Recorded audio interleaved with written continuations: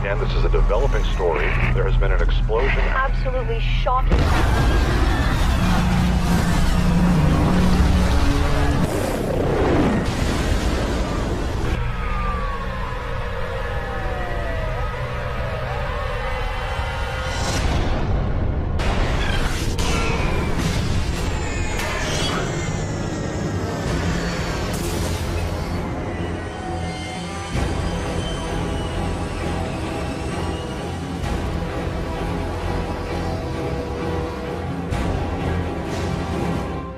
Meteorological Agency says a quake with an estimated magnitude of 5.3 occurred on Saturday at 5:49 a.m. Japan time. Officials say its focus was in Tokyo Bay. The quake registered 5- on the Japanese intensity scale of 0 to 7 in Chofu City, western Tokyo. Southern Japan, with a volcano erupting there, sending up huge plumes of grey ashen smoke.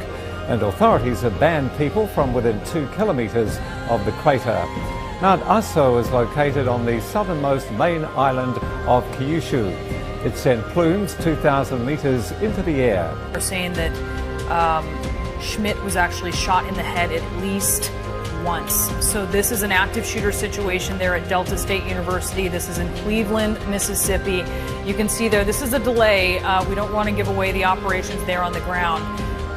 Watch this video of rescue crews racing to save a family from a car moments from being swept away.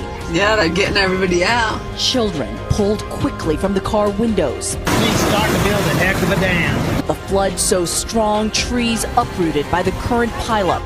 That's pretty powerful.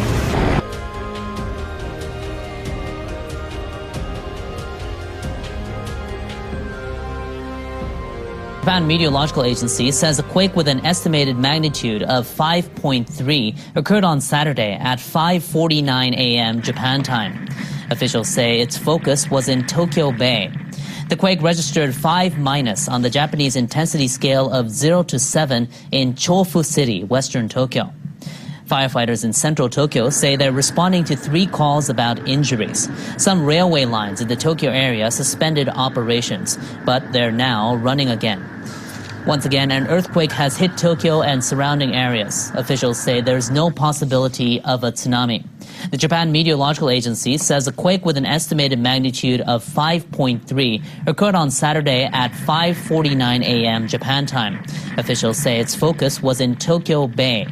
The quake registered 5- on the Japanese intensity scale of 0 to 7 in Chofu City, western Tokyo. Firefighters in central Tokyo say they're responding to 3 calls about injuries. Some railway lines in the Tokyo area suspended operations, but they're now running again.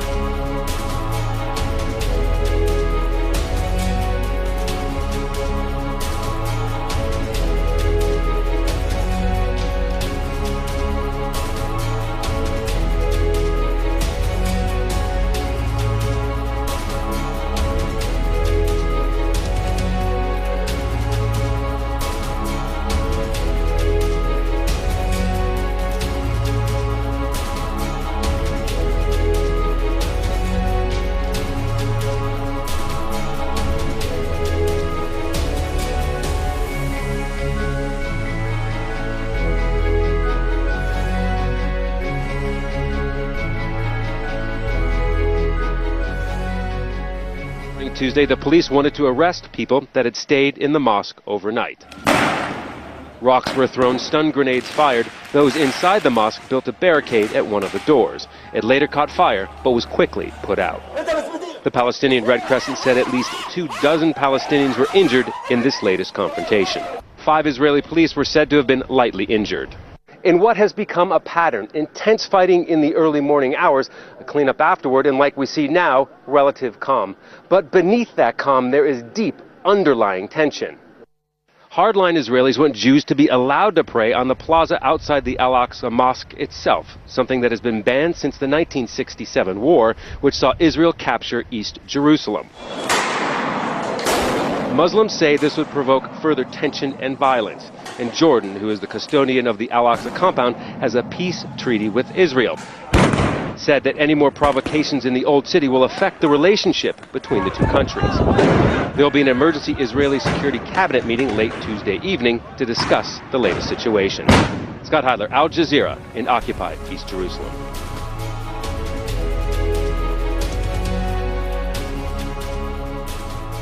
Breaking health news, a case of bubonic plague has now been confirmed in Michigan. Dr. Partha Nandi live in the newsroom with what we're learning about this, Doc.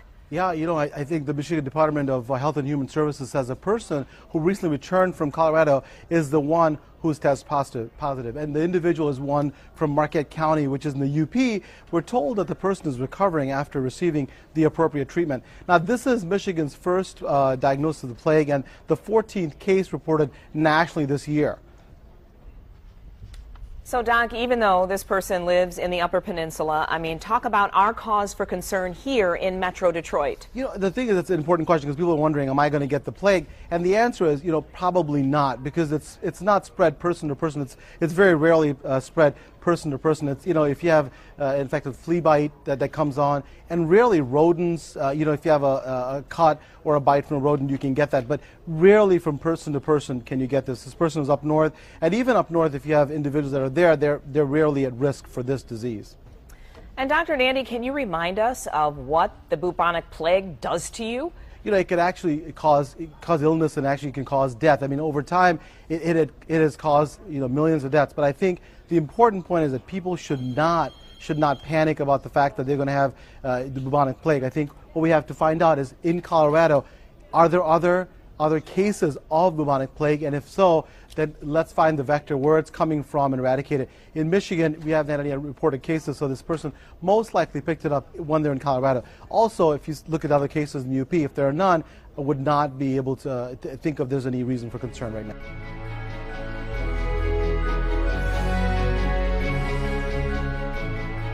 Southern Japan, with a volcano erupting there, sending up huge plumes of grey ashen smoke. And authorities have banned people from within 2 kilometres of the crater. Mount Aso is located on the southernmost main island of Kyushu.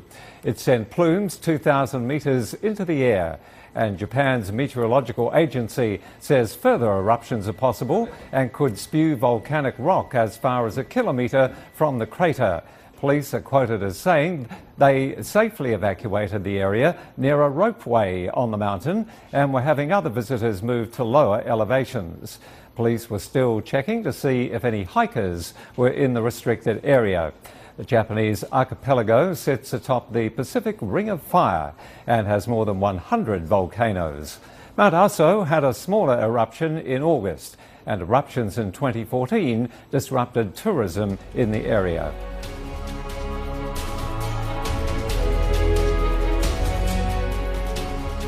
This is the front yard. Dramatic video this morning showing a massive and deadly flash flood ripping through a small town on the Arizona-Utah border. You can hear the screams from shocked residents stunned by the rushing water. What's happening right now? Heavy rain falling in the mountains above the canyon town earlier in the day caused the river to rise rapidly, catching onlookers off guard. Whoa, it's starting to slide. Watch this video of rescue crews racing to save a family from a car moments from being swept away. Yeah, they're getting everybody out. Children pulled quickly from the car windows. He's starting to build a heck of a dam. The flood so strong, trees uprooted by the current pileup. That's pretty powerful. A search is still underway for several people, after 2 vehicles carrying a total of 16 parked to watch the flood were swept away by the intense rush of water. At least 8 have been found dead, all of the victims' mothers and small children, the youngest just 4 years old. There's still active floodwaters and very dangerous, very treacherous. The banks are caving off. More significant flood than we've had for quite some time.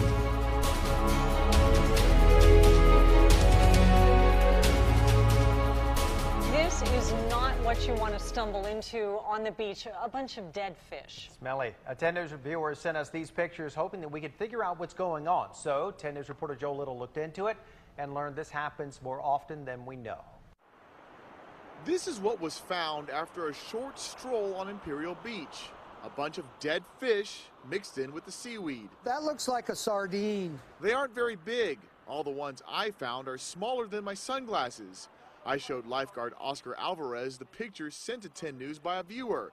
He knew immediately what was going on. It happens periodically. Alvarez says, simply put, El Nino is messing things up for these fish. Warmer water is cooking seaweed and trash in the ocean, and algae is eating it. And they feed and grow so fast that it sucks the oxygen out of the water, and the fish tend to die off. Food, heat, air, and kaboom, you know, you got a big cooking pot. That cooking pot left dozens of fish on the beach. These pictures were taken Sunday. By Monday, most of them were either eaten by seagulls or washed back out to sea. Alvarez says it's nothing to be worried about. It happens. Maybe once a year, maybe every 5 years. It also happens to other species. In June, thousands of dead red tuna crabs washed ashore in La Jolla. El Nino also got the blame. The Imperial Beach locals aren't deterred. In fact, one surfer told me he's rooting for El Nino for the warm water and more rain. We'd rather have the warm water and the rain than care about the fish. Let's end the drought. In Imperial Beach, Joe Little.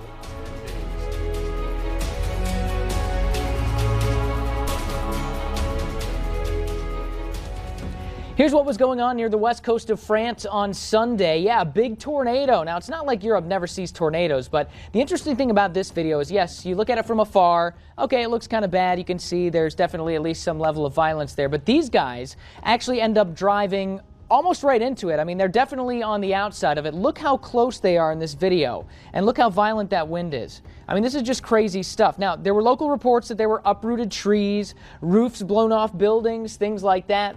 You know, it's tough for me to tell just from watching the video. I can't tell if they were intentionally trying to get inside it or whether they just accidentally ended up in that situation. But either way, a really good view of the true violence of a tornado.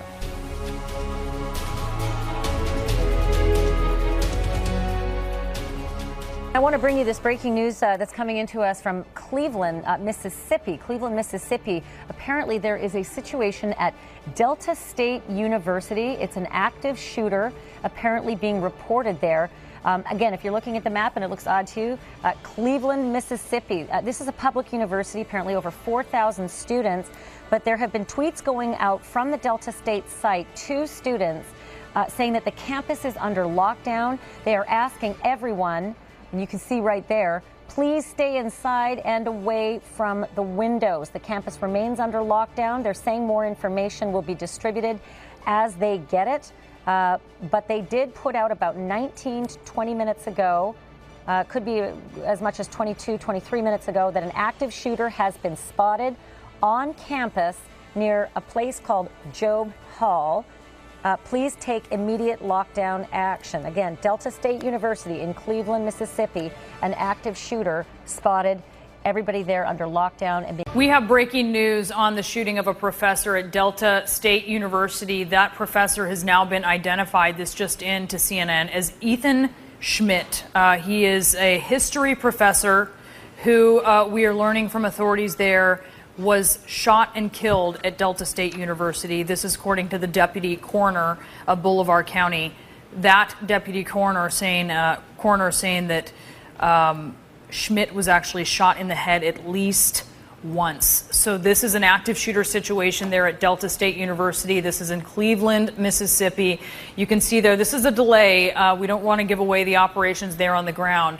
But you see authorities there, and we just learned from a local reporter on the ground that they believe they have zeroed in on where that shooter may be on campus, a building that We know that the identity of the professor who was killed at Delta State University this morning has been released. His name was Ethan Schmidt, and he was a history professor. This is all according to the coroner's office in Boulevard County. Now, the deputy coroner also tells CNN that Schmidt was shot in the head at least once. And again, according to authorities, this is still an active, ongoing situation on the campus of Delta State State University, which again is located in Cleveland, Mississippi, about 2 hours north of Jackson, Mississippi. We first heard about an active shooter situation on the campus just before noon Eastern in a tweet from the school's official Twitter page saying that a shooter had been spotted near Jobe Hall on campus. The campus was immediately placed on lockdown. Students and faculty have been asked to stay indoors and to stay away from windows until they are given the all clear. The deputy coroner has also told CNN that the professor who was killed was in his office at the time of the shooting.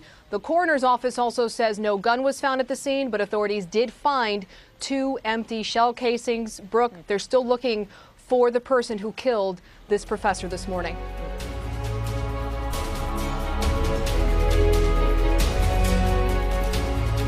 At any moment, the most talked about county clerk in America is expected back at work for the very first time since she went to jail. Kim Davis, you may recall, was locked up after refusing to obey the Supreme Court ruling on same-sex marriage because of her religious views. Jerika Duncan is in Rowan County Courthouse in Moorhead, Kentucky. Jerika, good morning. Good morning. With their Bibles and signs in hand, these people behind me started arriving here early this morning in support of Kim Davis. They say they are here to stand against what they call judicial tyranny. Right now, we know of at least one same-sex couple that plans to come here today and ask Davis for a marriage license. Under whose authority are you not issuing licenses? It's still unclear what message Kim Davis will have for same-sex couples applying for a marriage license today. Her lawyer says the Rowan County clerk has been relying on her faith to ultimately decide between her conscience and her freedom. I know that she has told everyone who is listening that she cannot compromise her conscience. She cannot compromise the very core of who she is in order to avoid jail. Last week, a federal judge released Davis after 5 days behind bars on the condition that she would not interfere with the clerks issuing the licenses. I just want to give God the glory. His people have rallied, and you are a strong people. Thousands cheered on the county clerk, but not everyone is giving her a hero's welcome. Over the weekend, this billboard defending same-sex marriage popped up near the Rowan County Courthouse. It reads, "Dear Kim Davis, the fact that you can't sell your daughter for 3 goats and a cow means we've already redefined marriage." The nonprofit organization Planting Peace paid for the ad. We're trying to send a message that will inspire her to think through this, to recognize that she is acting as an agent of the government, and if she can't fulfill that duty, she needs to resign.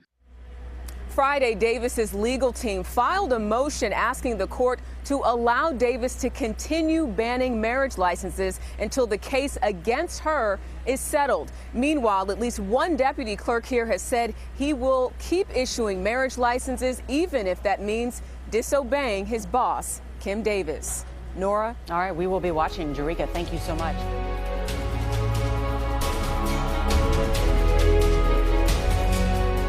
Marijuana by regulating it, just like alcohol. That's the idea. From one local attorney, said he's seen too many people going to jail for having small amounts of marijuana. News Channel 5's Michelle Casada live now from the Palm Beach County Jail with more on this latest effort. Michelle? Michael Kelly, the group Sensible Florida needs 1 million signatures to get this proposal on the 2016 ballot. The Florida Cannabis Act aims to make buying marijuana the same thing as picking up a bottle of your favorite liquor at the store. Imagine buying marijuana the same way you buy booze.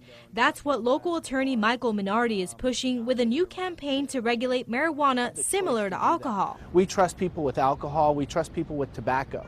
Minardi is proposing that as long as you are 21, you would be able to purchase a regulated amount of marijuana. These people who are using them are responsible adults, and they should have the choice to do that. Or maybe liquor store owner Mac Patel doesn't think it's a bad idea, but says marijuana and alcohol are not on a level playing field. I don't think it's gonna be at the same level because alcohol is been around in this country for like over 100 years. Minardi argues education can change people's perspectives. He's confident the new law would clear our jails. Let's stop wasting resources. I can sit in court for hours based on a cannabis case. You know, we have courts that are clogged. backlog on systems, hard to get dates for hearings and things of that nature, in a big part due to misdemeanor cannabis cases. Miami-Dade County and Key West have eased punishments for those caught with a small amount of marijuana. West Palm Beach is considering a similar ordinance. Now, you can find more information about the petition on our website, WPTV.com. Click the link to our story and it'll link you to the page. Reporting live from the Palm Beach County Jail, Michelle Casada, WPTV News Channel 5. Meanwhile, there are separate efforts to put medical marijuana back on the constitutional amendment ballot in 2016. It fell just shy of the 60% voter approval needed to win passage last year.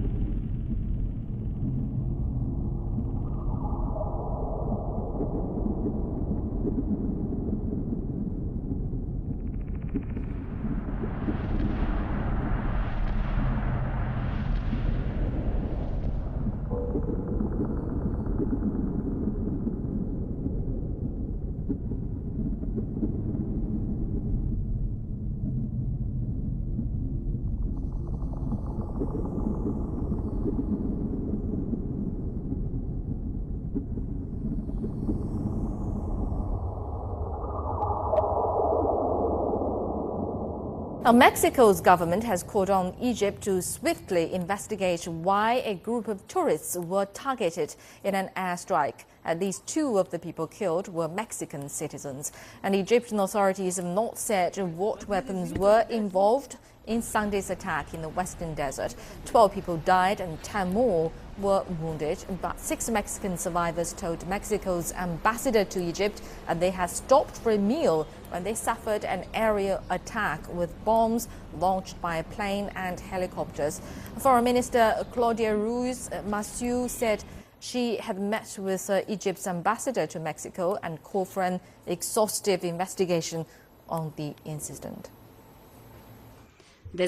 Since yesterday, I've been in contact with the Egyptian ambassador in Mexico, Yasser Shaban, and this morning I received him here in the Foreign Ministry, where I gave him a diplomatic note expressing the Mexican government's deep consternation for these deplorable events, and demanded that an expedited and exhaustive investigation be launched, and that an objective explanation be given without delay that clarifies what happened and establishes who was responsible.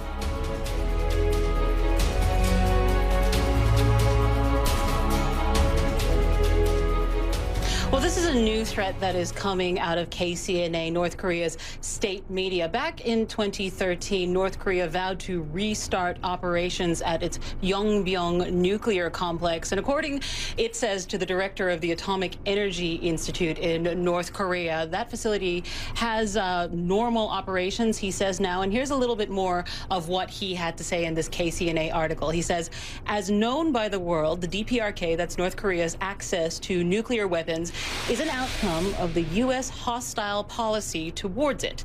And he goes on to say, if the U.S. and other hostile forces persistently seek their reckless hostile policy towards the DPRK and behave mischievously, the DPRK is fully ready to cope with them with nuclear weapons at any time. So this is a threat coming out of North Korea to attack the United States with nuclear weapons. And it comes ahead of a major anniversary that North Korea is planning to to mark next month the 70th anniversary of the founding of its Workers' Party. And there's speculation that there may be more provocation from North Korea at that time. And fueling this is a separate KCNA article that has recently come out saying that North Korea is in the final stages of developing a new satellite. And it says it's for peaceful purposes, but many believe that's just code for testing ballistic missile technology, which would be in violation of UN sanctions against North Korea.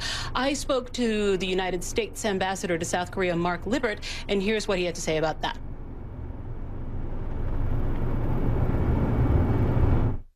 We've moved over time a good deal of missile defense capability to the region, ground-based interceptors to Alaska, surface combatants to the Western Pacific, a THAAD battery on Guam, another radar in Japan, in order to be ready and vigilant for anything that the North Koreans may or may not do. North Korea does say that satellite launch would be for peaceful purposes. Do you believe it could be anything but a veiled test of ballistic missile technology? Well, past practice has shown that the North has consistently violated United Nations Security Council resolutions, international norms, and conducted ballistic missile launches that have brought widespread condemnation from the international community. So the United States says it is ready to take on any new threat from North Korea, and South Korea's defense ministry also says it is closely watching these developments.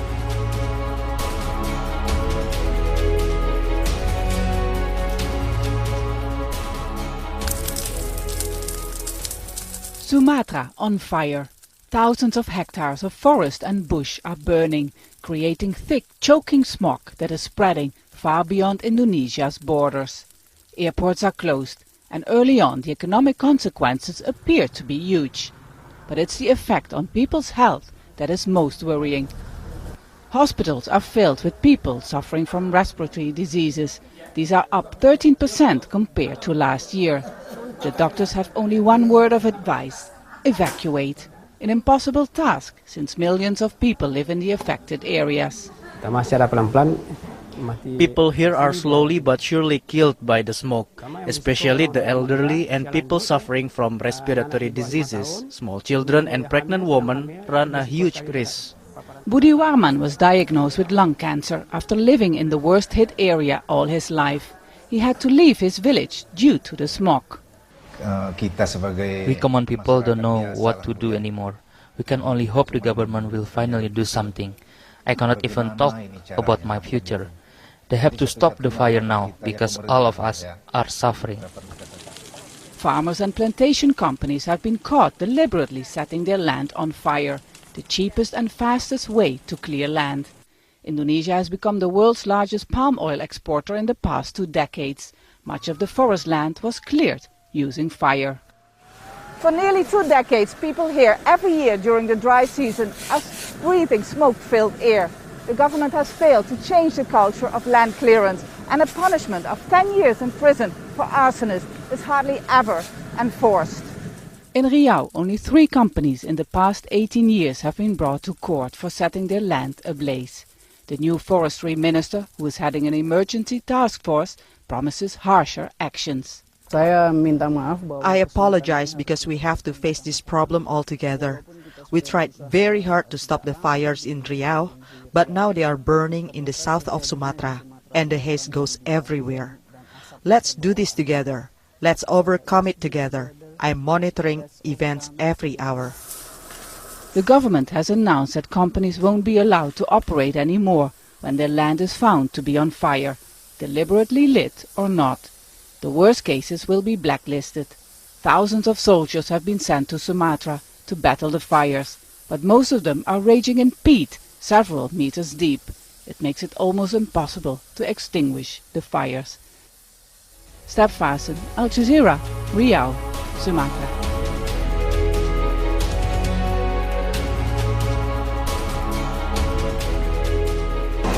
At least 16 people are known dead in Utah after powerful floods turned deadly twice in one day. Officials at Zion National Park say heavy rain sent flash floods through a narrow canyon late Monday, killing at least 4 people. 5 minutes of the most intense blowing storm I've ever seen. 3 people are missing, and rescue workers are staying out of the canyon due to the risk of more floods. It's pretty much like one of our worst nightmares. So literally, as soon as the rain started coming, people started to, worry about the flash flooding in the area. Oh my goodness, it's huge. Getting bigger. The Zion floods came on the same day that a massive flood swept away several vehicles about 20 miles to the south near the Utah-Arizona border. 3 women and 13 children were trapped in 2 vehicles that were caught in the deluge. At least 12 people died. 3 children survived. We just kind of just scraped through all of it and ripped our hair out and all that kinds of cool stuff and got to the vans, and the little boy was standing there that had got out, and he said, "Are you guys gonna help me?" And I said, "Yeah." That van. Oh, dear, there's 2 vehicles. Oh no, there's 2 vehicles. A nearby resident videotaped the flood carrying a van, an SUV, and a car near her home. Police have not confirmed if any flood victims were inside the vehicles. It's heart-wrenching because I have children and my mother, and it's just hard. Flash floods are not unusual in southern Utah. However, the National Weather Service calls Monday's disaster a 100-year event. Sandy Kozel, The Associated Press.